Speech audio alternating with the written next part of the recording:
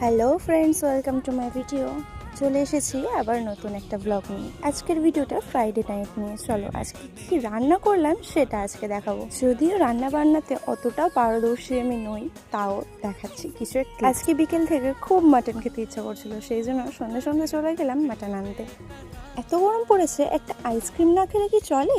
তাই নিয়ে চলে এলাম একটা আইসক্রিম। তো যাই হোক, আইসক্রিম খেতে খেতে তো কারেন্টটা চলেই গেল, কারণ প্রচণ্ড বৃষ্টি হচ্ছিল বাইরে। সারাদিন এত গরম থাকার পর রাত্রিরে একটুখানি বৃষ্টি দিয়েছে, এতে তো মনটা আরোই খুশি। তার মধ্যে আবার মাটন হচ্ছে, ভাবা যায়। কারেন্টটা তো টাটা বাই বাই হয়েই আছে। এবার একটা মোমবাতি জ্বালিয়ে রান্না করতে হচ্ছে, কি আর করা যাবে। মোমবাতি জ্বালিয়ে কাটাকুটি সব কিছু করে নিয়েছি, তার মধ্যে কারেন্টটাও চলে এসেছিল। কারেন্ট চলে আসার পর মাটনটা ম্যারিনেট করতে রেখে দিয়েছি। ততক্ষণে তোমরা বলো তো কোথা দিয়ে ভিডিওটা দেখছো, আর এই ফ্রাইডেতে কি তোমাদের ওখানে বৃষ্টি হয়েছে? একটা কমেন্ট করে জানিও কিন্তু। ততক্ষণে আমি মাটনটা কষিয়ে নিই।